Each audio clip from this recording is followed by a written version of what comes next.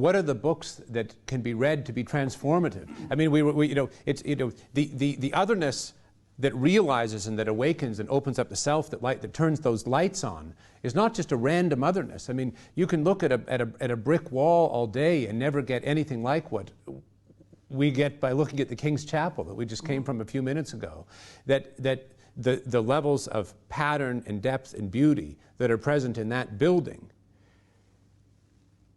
that's a kind of metaphor for what the most wonderful, most fecund texts of our own past offer to us. You know, there they are lying on the shelf, but when opened up and explored fully, they open up in us. Yeah, they are portals.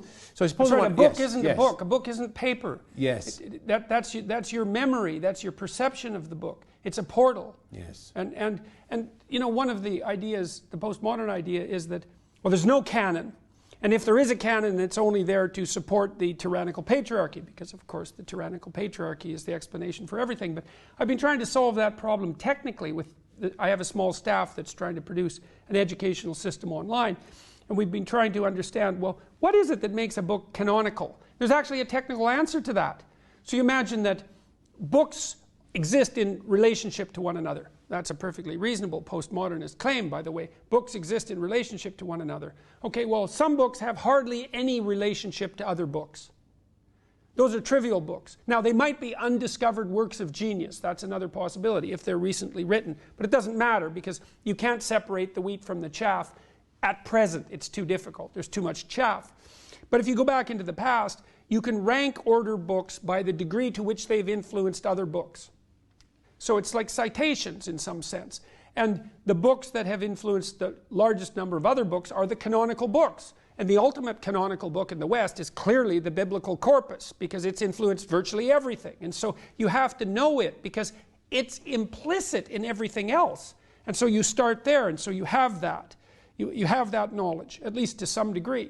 And it gives you the foundation, the metaphorical foundation, the conceptual foundation, the mythical foundation that you can use to then, well, then maybe you can now Shakespeare opens up to some degree, and now Milton opens up to some degree, and Dante opens up to some degree.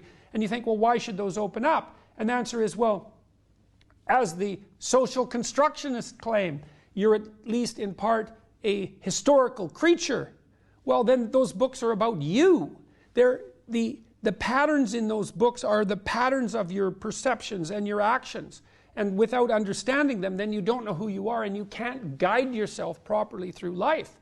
And so you come into university and you encounter experts, and they say, look, this is canonical.